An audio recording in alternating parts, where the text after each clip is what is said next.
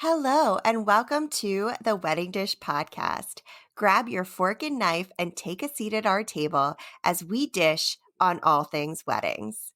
You'll hear stories and tips from real couples and wedding pros about life, love, and entrepreneurship. Let's dish. That's Sarah Alapin, host of The Wedding Dish and CEO of Photos from the Harty and District Bliss.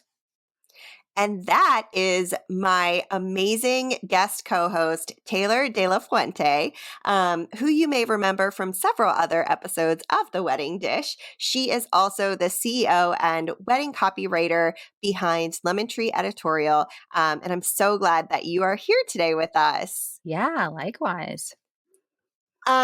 So we unfortunately do not have our little Frenchy friend Clouseau, the inspector, with us today because he decided that he was going to go steal my spot in bed.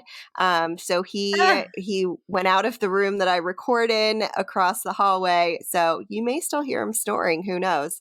And thank you all for listening. We have an amazing guest today.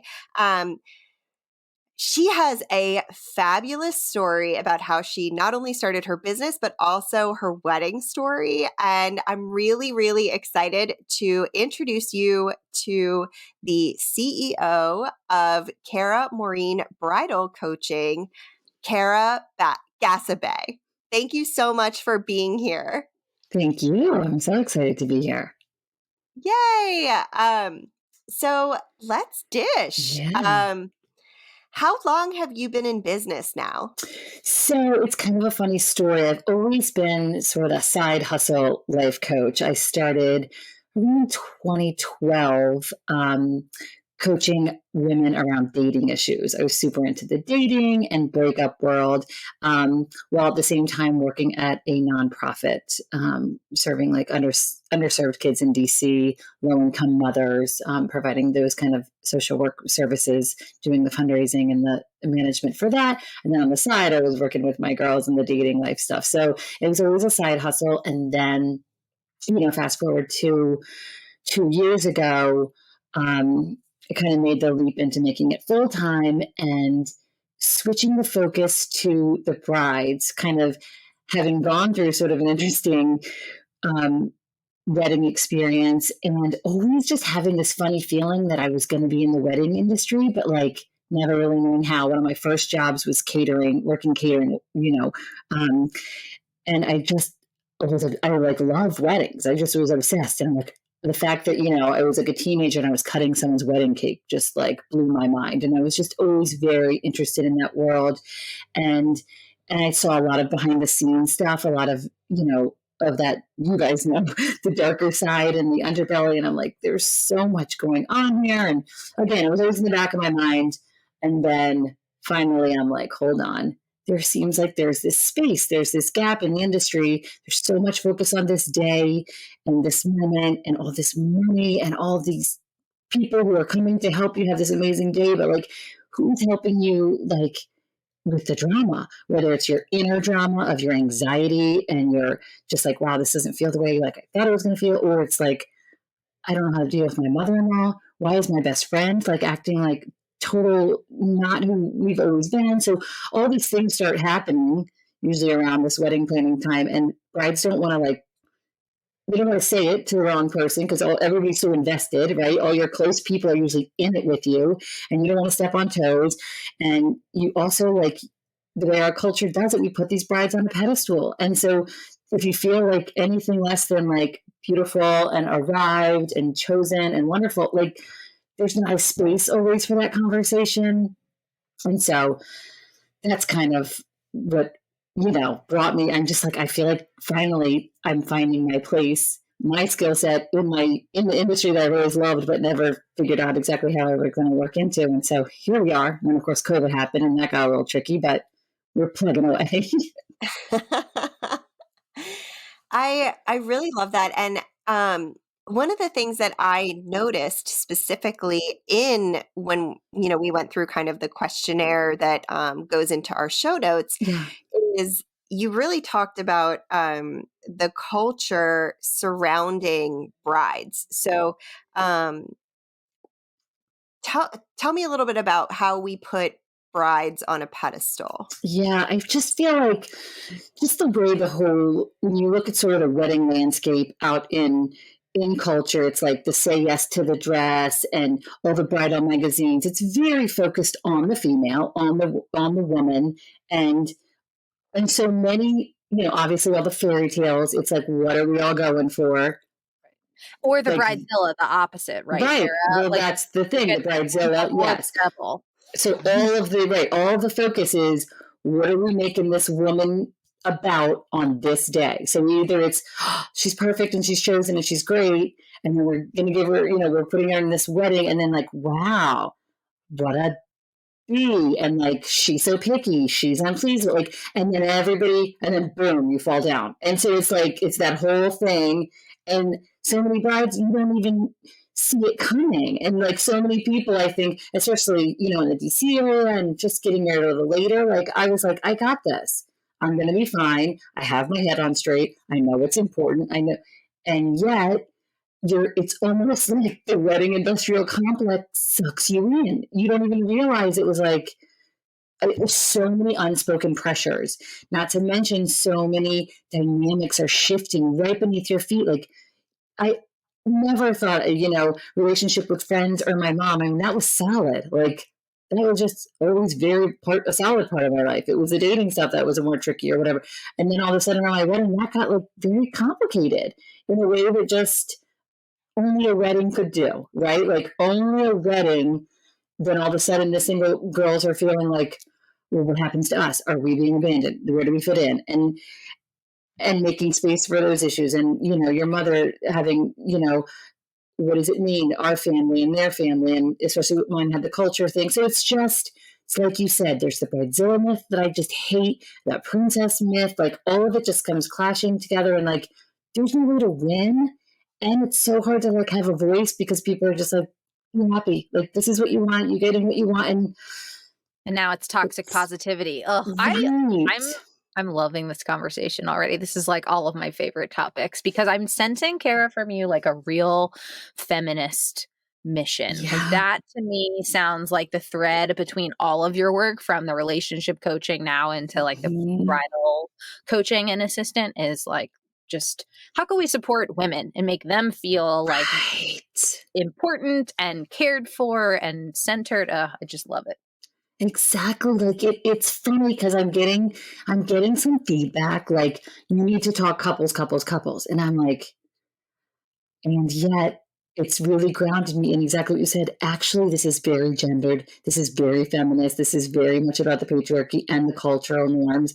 And like, I mean, just look at the Meghan Markle situation. And like, you guys, like, it becomes a very female issue. And the only way forward I see is other women helping other women. I mean, this is where I'm like, guess what? Like, you get to feel like a whole lot of things about this, and you get to have a professional helping you feel like this, because it's not only like get 16 facials and have the best hair of your life. How about you go in feeling like you know who you are, you're grounded in this decision, you feel like, just my whole entry into it was like, why have this beautiful day and feel like crap inside? I'm like, no, I want brides to just feel the peace and the beauty inside that they have created on the outside for their wedding. I'm so with you on that. And that is an interesting piece. And Taylor actually has some expertise, as we all know, because she is a copywriter, on the inclusivity piece. Taylor, I would love for you to chime in on this conversation because, as much as we do want to say couples for everything, as a photographer, I say couples. I say, person of honor and best person in my questionnaires. Wedding party instead of bridal party. Yeah. Right. Yes. Mm-hmm. But this is sort of a different beast altogether. So I would love for you to just dive in on this and ask, let's flesh this out a little bit more. Yeah. Well, so one of the questions that I get pretty much anytime I do a podcast or host a workshop or something, inevitably I always get this question, which is like, well, how do I how do I know that I'm not leaving these people out and whatever? And basically, I pretty much always have to clarify that inclusive language is if you don't know who you're talking to. As soon as you know who you're talking to, you should refer to them the way that they want to be referred to. So for example, like if you don't know who you're talking to, maybe you're a wedding photographer like you, Sarah, you say couples because you don't know, is it the bride coming to you? Is it a groom coming to you? Is it two people together as a couple looking at you at the same time? Is it a planner? Is it a mother, a sister, whoever? Somebody is coming to you. You don't know who they are. So you say couple because you want to be inclusive. But Kara, like your business is specifically for brides. You are a bridal assistant, a bridal consultant, a bridal coach.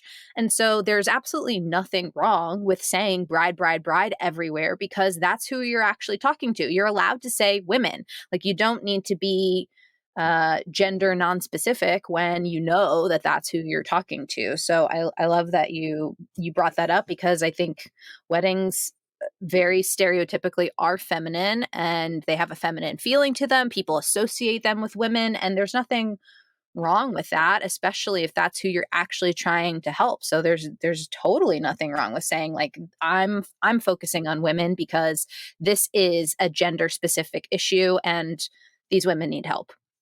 Right.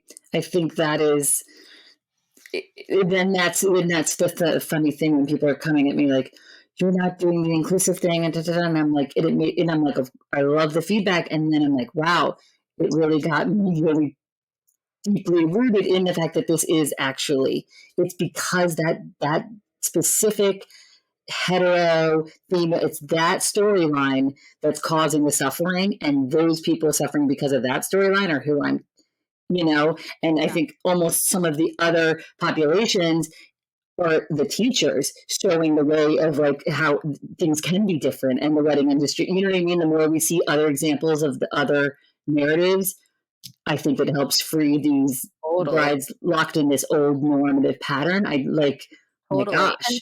And so many different cultures have different expectations for brides. Like some people believe that a bride should be a virgin before she gets married. And that's like a very strong belief that's inherently tied with marriage. And so now you're dealing with like sexuality and sexual expression. And then you've got some people who a lot of cultures still believe in and practice arranged marriage. And so there's like less of a say on things. Some cultures have 4-day long weddings and all of these different things. And like that's bringing a whole different level. And I think you're still making space for all those different experiences. But I love what you're saying about how like the stereotype, the heteronormative, the white, the wealthy, the Christian, like all of these sort of stereotypical things about weddings are what's causing the problem and where all of this is starting. And if we can just like lean in a little bit and say to those people who are living in that narrative,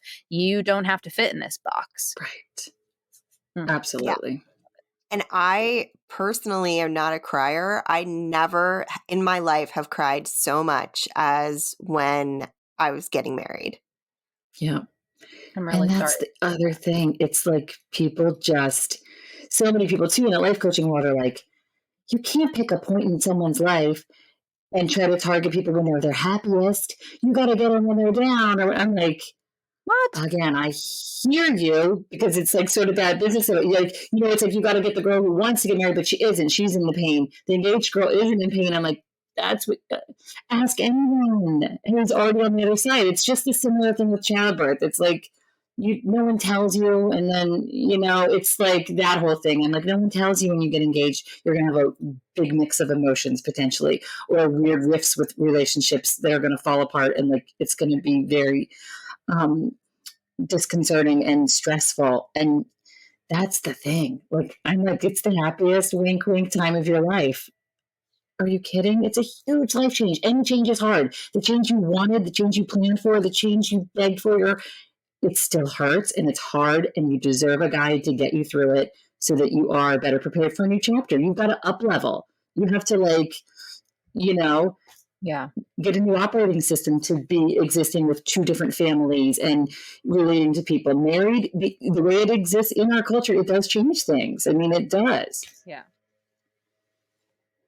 Yeah. And it makes a big difference. I mean, the way that regardless of what we all want to believe in a lot of ways, the way that most of our parents operate is that they view your significant other as a different level of a part of your family once you're married.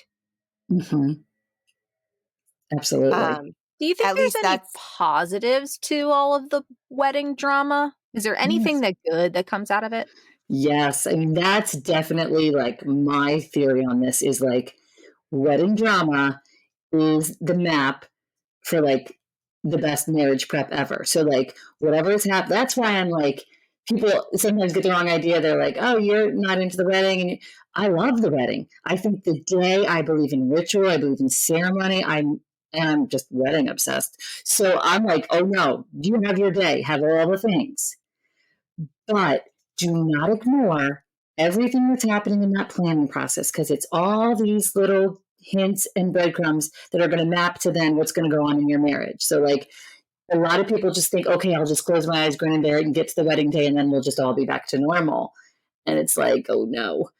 You needed like all the lessons that you're going to learn, the things that it's going to kick up about your own identity issues, about your relationships, all that stuff is trying to help you. Like wedding drama, it shows up to help you, to prepare you, to have you look within, have you have conversations you never thought you'd have to have. Like that's why I'm like, yes to the wedding drama. Let's bring it out into the light. Let's talk about it. Let's normalize it. So many people don't want to admit that they're having friendship conflicts, big fights with their fiance, fallouts with their mother, like weirdness with their mother-in-law, because they're like, that's so embarrassing. And I just look cute at my shower. And it's like, all the things can be true. We can hold it all in our hands at the same time. It's difficult. It's gut wrenching. There's grief, there's loss, but there's like new beginnings, bigger families, amplified love. So it's like holding both and making space for both. And that's what I'm about. I just think wedding drama is the gift, if you know how to use it. And that's what's hard on your own, in your tears, like exhausted and stressed about budgets and this and that. It's hard on your own. And that's where I come in. And you're all about, confronting it, and addressing it head on to build that skill set for then when you come out of this, that everyone is stronger and has even more love for one another. Yes. Which I think is a really important thing. Conflict doesn't stem from people wanting you to not be happy. It's that first of all, some of it's cultural. Second of all, some of it is that they want so much for you that they impose things on you that you don't choose for yourself. Exactly. Everybody wants to help. Like, it's like everybody wants sort of a piece of, that part. I remember experiencing that, like just the referrals and the advice and the info. And it's like, and then the interesting thing happens. Certain personalities, if you don't take their advice or their help or the referral, they take that personally. And like, so it's like one of those things where everybody, they just want to help you. They just want you to be happy. They want to be part of helping you. And so it's a blessing, and a bit of a curse sometimes, how much people want to be a part of it. And so you have to having to negotiate those boundaries and like learn how to have those conversations, express appreciation while still being like, well, actually I already have that part figured out, or I can't afford that, or whatever it is. Having those conversations and yet still having people feel valued, that they want to be there and show their love. I love that. It's a very empowering position that you're coming at coaching from. Yeah, totally. Because I think so often the bride starts to like shrink, and then just focus on like, let me just look good. It doesn't matter if I feel like crap. Like it's going to be awesome on Instagram and it's going to be worth it in the pictures and all that stuff. But like photographers now, like, when you're photographing someone who's stressed beyond belief, if you're photographing people who are like having conflict, like the more we can clear that out and make space for the day to actually let the joy and the love come through, the better the pictures turn out and the memories are, Yeah, the worst is when I'm trying to take candid pictures and I can see everyone's faces that they're actually in conflict. Yeah. Because it's like the eyes are not smiling, but Mm-hmm. the faces are over smiling. Mm-hmm. Um, and it's really hard to deliver those, even if I think they're good pictures. Like you can see it in the picture to me. So I'm very careful about, and that's something we ask in the questionnaire too. Is there anything going on that we should know about for right before we photograph a wedding? So if we know that you and or that your stepmom and your mom are in a huge conflict and haven't been in the same room for 6 months, it's so helpful to know that information so that I'm Yeah. not like, hi, how about you two stand super close? No, closer, closer, closer. Right, right, right. It's amazing to me too, because I'm a newlywed, Kara, like 4 months ago. And so I just went through this myself in the middle of COVID on top of it, which was like an added level of stress. But it was actually really surprising to me the number of people who come to you with oh, I'm so happy for you. I want you to be happy. I'm excited. Let me give you advice, all of this. And then at some point, it ends up being so stressful that they kind of forget that it's all about you and your partner who you're marrying, and their own preferences and their own needs come to the forefront. And I was actually really surprised by that, and I feel a little bit like selfish even saying that, because it's like, well, they should have been focused on me. But like, for example, and not to trash my mother-in-law because I love her to death, but on wedding day, she came to where I was staying to get her hair and makeup done. All the moms did. And we were in a city that she's not from, so she wasn't familiar with it. But, we'd been there for a few days. She had a car, GPS, all that stuff. She could not find my apartment. And then when she found it, she couldn't find a place to park. And so she's like, can you help me park? I can't find a place to park. And I'm standing out on the street because I'm not going to ask the hair or makeup artist to do it. That's not their job. So I'm standing out on the street trying to flag her down. And she's like, well, I can't find you. And I'm like, I'm out here in my underwear. I am wearing a robe on the city street, like hair half done, no makeup on, like trying to flag you down. This is not what I should be doing on the morning of my wedding. And it's just, that wasn't the only experience. There were other family members who had other things similar to that. For my husband too, like my husband was supposed to have lunch the day of our wedding with his dad and my dad and my grandpa and my brother, and all the boys were going to have lunch together because all the girls were together. And his dad just called him up like an hour before they were supposed to meet and said, I don't want to hang with the other guys. I just want to hang with you. And while I appreciate the sentiment that came from that, like it just threw off the plan for everybody else for the whole day. And so I love that you're focusing on like, let's actually make the bride and the whole bride the focus here, because you'd be surprised the people who kind of forget about that in the heat of the moment, Yeah, I think that's one of the things I really try to work on with my brides is preparing them that like weddings are weird. Weddings bring out a lot in people. They bring out their own weird projections about what didn't happen on their wedding day, or wanting to show closeness to you, or like people use it as a way to sort of gauge their like proximity to the couple, and then they'll pull these weird like power moves of like, oh, will the bride come out and like find me? And it's like, this is not the time for that. But what I really work on is preparing brides that is going to happen. So it's like, this is your day. And also be clear, it's not going to feel like that, because here's what's going to, like all these, there will be so many subplots. And so what we're going to do is like, we're going to get the bride sort of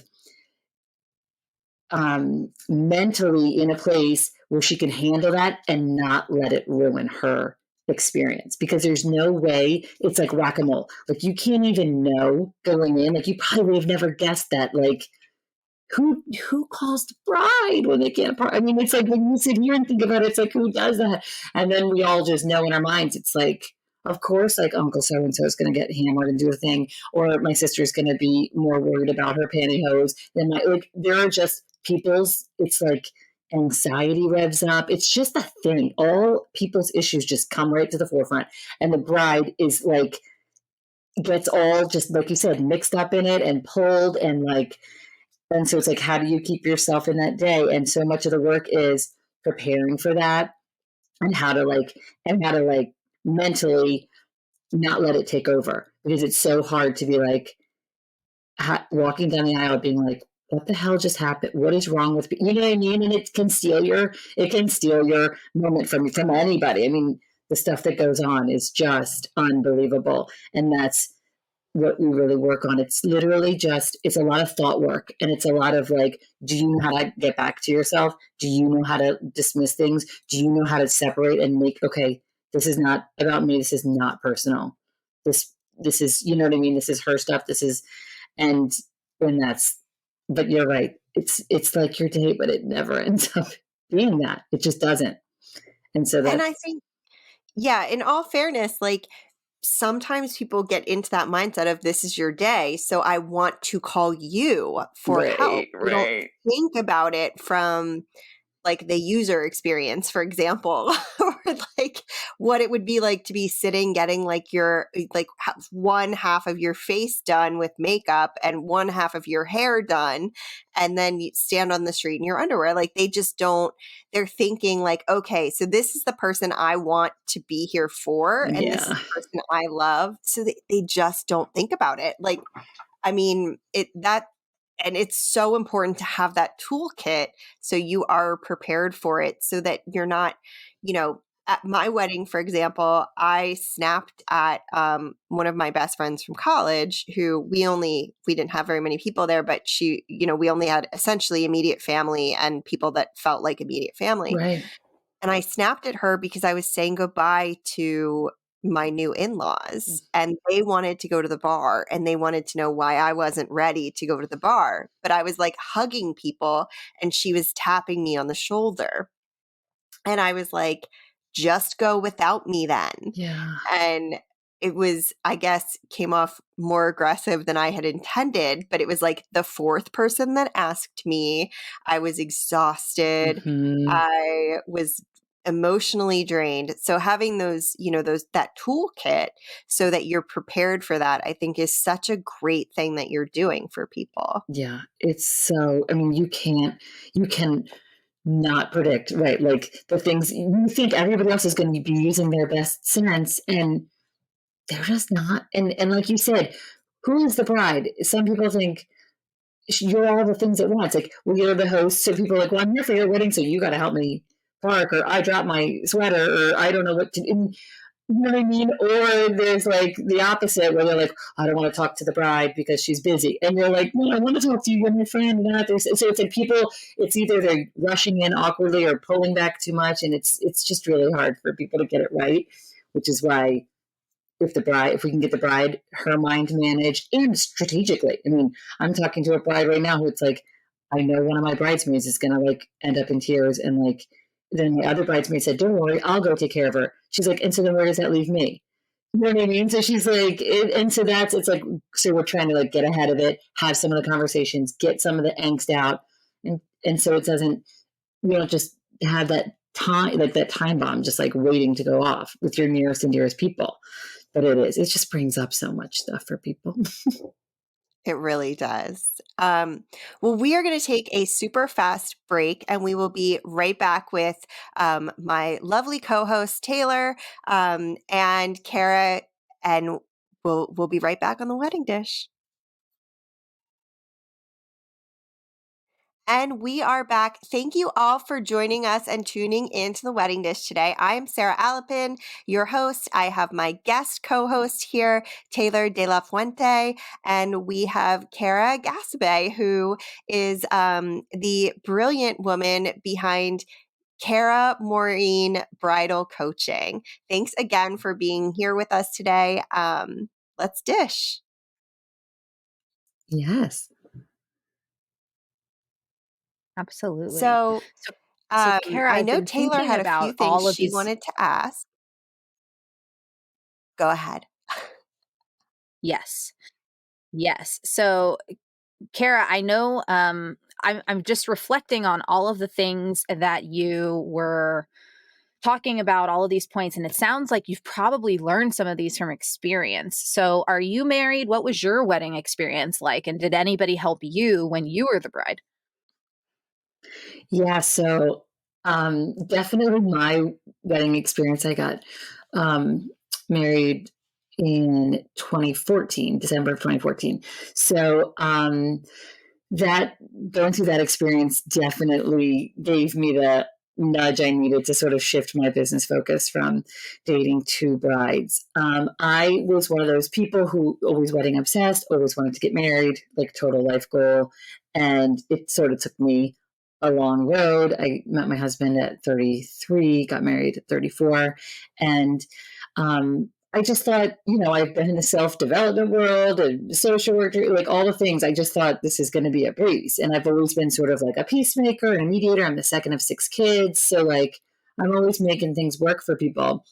And so when I met my Persian husband, I was like, this is cool. It's very different culturally. I was raised, we're an Irish family, we're raised Irish Catholic. And so I was like, oh, this will be kind of different and interesting. And I just didn't really realize how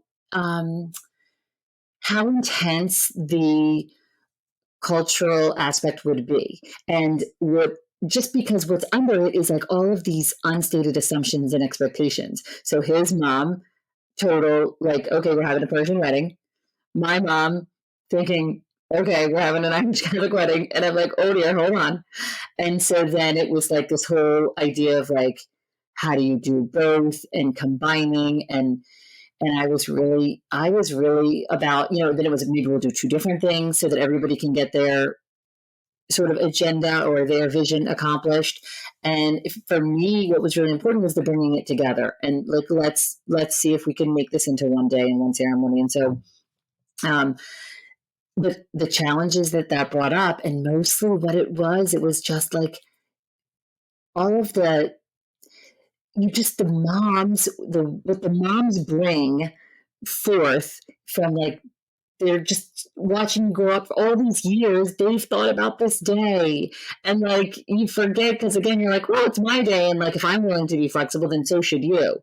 Well, you don't realize, well, maybe that means something to your mother if she's giving up her vision of what it would be like and feel like on this day. And she's going to be experiencing a cultural aspect that she's really unfamiliar with. And so maybe that's going to take a minute for her to digest. And the same for my mother-in-law. She's like, why don't we just do what I've always dreamed of and what I'm really good at and what I think is. So that sort of having 2 really strong, wonderful mother figures, but coming at it with real different frames of references and how important, I just also didn't realize it. There's such an identity piece with families on that wedding day. Like, again, it's one of those things where you're like, wait, I thought this was just like me and my husband and our love, but it's really becomes a little bit more of like this tribal aspect of like, well, I need to see our family represented in details and in guest lists and in food and in music. Like, it needs to feel like us. And so it's like that part and so I think that was my wedding was a bit of the tug of war between the 2 sort of cultures and strong mothers and how to sort of bridge that gap. And that's what caused a lot of stress. I mean, we got married a year and a day since we met. So we didn't give anybody a lot of time to like, yeah, we didn't give anybody much time to. So there's also, I'm sure underneath that was just plain fear of like, is this too fast? And that people that love you and care about you, like, that's an intense thing. I mean, and my husband and I, we were like, we get it. He was 40 when we got married, and so we were like, we took a long road, but also a quick, at the end it was really quick once we found our person, but we felt really confident and calm, but you can't force other people to catch up with you in that way. So it's like, again, making space for like people to have their narrative and their side conversations and their guesses and their speculations. I mean, that's a lot for a lot of people to catch up with, and not taking that personally and not taking that in. And how do I, you know what I mean? And then also, what parts of my day I had to really just be like, what part of my day do I want to let go? None of this looks like I imagined. And at that point, I didn't care. I was like, this is not the wedding I've planned in my head a million times, but it didn't matter. And that was when you really do know you're like, I'm like, I just want to get married. So how are we going to do this? And then it became really about how to get the families to feel like that they could come to the forefront, because for my husband and I were like, family mattered the most. That's what we really bonded on. He's very involved in his family. I'm very involved in mine. So having our families get some things that they wanted on our wedding day really was fine for us. I mean, I was a Christmas bride. I would never be I was December 20th. That to me is insane. In DC on December 20th, like I would never do that. And yet I look back and I'm like, oh, why did I do that? His sister lived in Singapore. My brother lived in Florida. They have, school age kids. That's when vacation was. I knew I wanted to have a baby, so I wasn't trying to wait 6 more months. So it was like, it made perfect sense. Like, do you know what I mean? Like everything made sense when you really sort of peeled back the meaning of it and got to the heart of the matter. And that's what I was able to return to time and again. But I did have a life coach I was working with. And I'm telling you, like you said, there were more tears during that phase than ever in my life.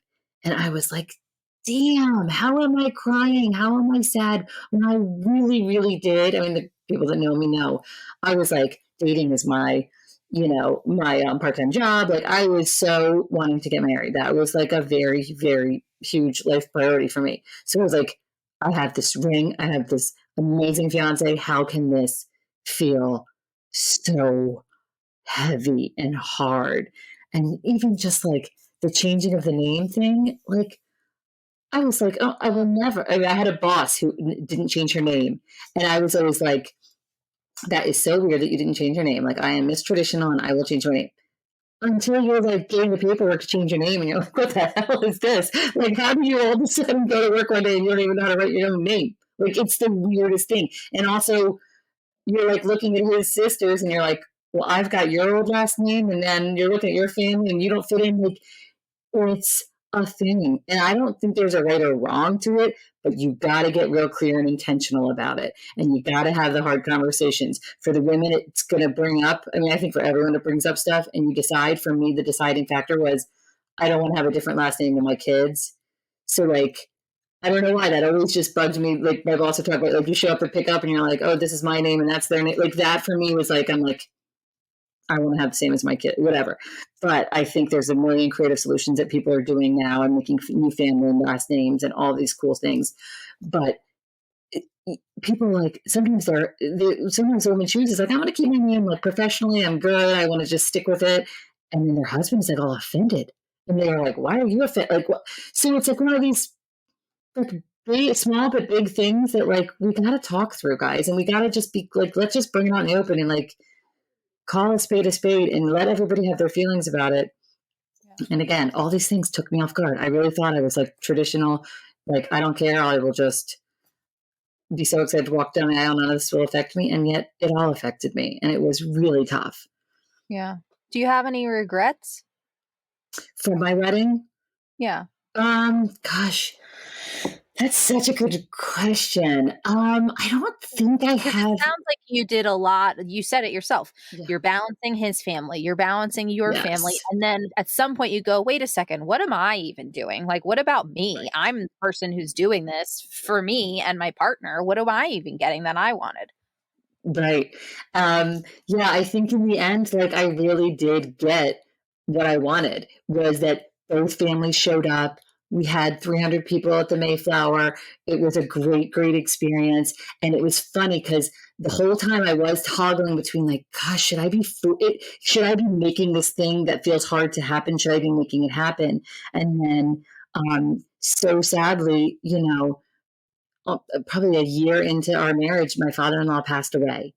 And it's like one of those things where it was like, this is why we did this. I wanted that. Like, that's the thing with weddings and funerals. People tend to show up. It's one of those things where, as a photographer, like all the family is there. And those photos and those memories just become like a legacy moment. They just live on and on. And I was like, I mean, it just gives me chills because it was so sad, but like he was such a big part of our wedding and he was on the dance floor and he was, he owned a hotel in Iran, and so he had a lot of like the hotel side, so he was very like kind of involved more, I think, than a lot of grooms' fathers might be in the wedding. And so I think just looking back, I'm like, oh, I'm just so glad we did it that way, and I'm so glad, because that's what I do think when you make the weddings and go through your family stuff instead of running away from it, like you just are building such a stronger groundwork. You're building beautiful memories and photos, and I'm so glad it all went the way it went. And I do think if I didn't have emotional support, it might have crushed me, because it was hard. It was really hard. Yeah. Yeah. Well, and I see you, Sarah, nodding your head when we're talking about photography, because of course that's like the why behind what you do. Like the photography is let's preserve that memory and have that there. So that way, it's bound to happen at some point, whether it's the next year or 20 years later, somebody who was there on your wedding day isn't there anymore. Yeah. Yeah. And, like there are special moments. Like I had a couple who, the bride's side was deaf. And as she's walking back down the aisle, he signed, "I love you" to her. And it's like my favorite picture. It still like gives me goosebumps when I think about it, because that's something that like it was the first, she called me when I sent the gallery, and she was like, that is the most important picture of this entire thing. Yeah. Because eventually, like, he's not going to be there anymore.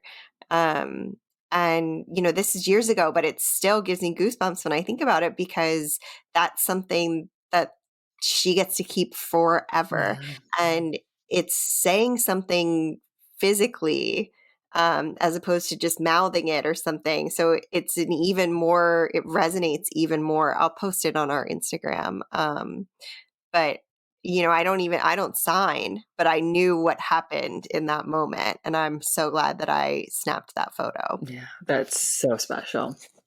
It's so special. Oh, Yeah. Kara, do you give out these tips online? I'm a newlywed. I'm not in the pre-wedding stuff, but I'm still very much in the like two families blending together, Yeah. new partner, like figuring it all out. And can I like follow you on Instagram so I can hear some more emotional support tips? Because I gotta be honest, y'all, I need the emotional support, especially in a COVID year. Exactly. Yeah, I'm on Instagram. That's where I do most of my social media, and it's at Kara Ghassabeh. And it's funny because I do a lot of just relationship stuff, a lot of contents, even because everything is everything. And so a lot of it really is about like, how do we build these strong, because it's like you said, I'm helping the bride, because I think like you change a woman and you change the world. So it's like, I'm like, help a bride at this point start off that union in a stronger, better position emotionally and mentally and relationally. So then we have stronger families and just like a healthier, happier world. So I feel like, it always comes down to that relationship advice, really, that anybody can use. That's the cool thing. It's like, it's all about the bride, but like, I have random people watching it. They're like, can I use it? I'm like, yes, everyone. It's for everyone. It's all helpful relationship stuff, and a lot of my stuff is marriage prep, which you can do anytime. I'm like always like sending stuff to my husband's always like watching my videos. He's like, oh, good thing you said that. I'm like, yeah. So it's always helpful. So yeah, follow me on Instagram. I love it. Awesome. And where can everyone find you? We'll tag your website, but where can people get in touch with you online? I'm at karamaureen.com.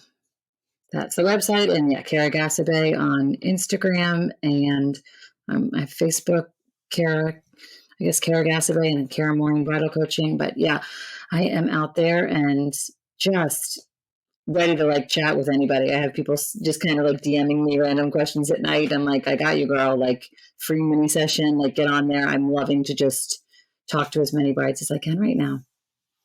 I love it. That's amazing. And thank you so much for being here today. This was an amazing discussion.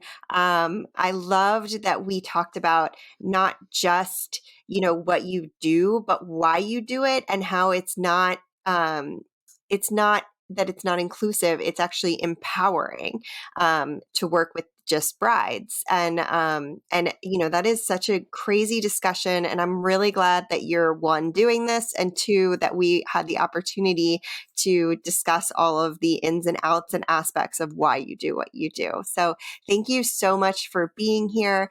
And Taylor, my amazing co-host, thank you for being here as well. Where can people find you on Instagram and online? You're welcome. Always a pleasure. I'm online.